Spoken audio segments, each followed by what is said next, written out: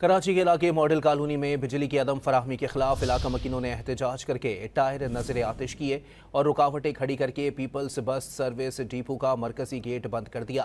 Peoples bus service की मुत्तादिद गाड़ियां भी रुक गईं। मजीद जानते हैं डॉन न्यूज़ के नुमाइंदे इमरान हफीज से। इमरान, बताइएगा इस हवाले से। देखिए, ये मॉडल कॉलोनी में बिजली की अदम फराहमी के खिलाफ जो है वो इलाका मकीनों की बड़ी तादाद जो है वो सराप एहतजाज हो गई है।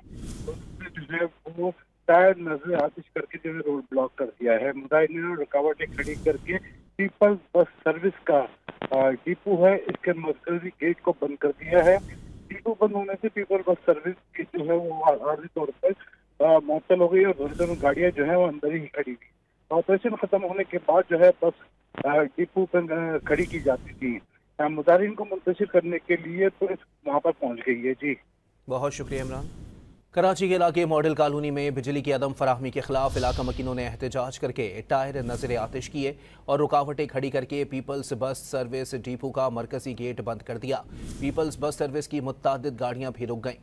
मजीद जानते हैं डॉन न्यूज़ के नुमाइंदे इमरान हफीज से। इमरान, बताइएगा इस हवाले से। देखिए, ये मॉडल कॉलोनी में बिजली की अदम फराहमी के खिलाफ जो है वो इलाका मकीनों की बड़ी तादाद जो है वो सराप एहतजाज हो गई है।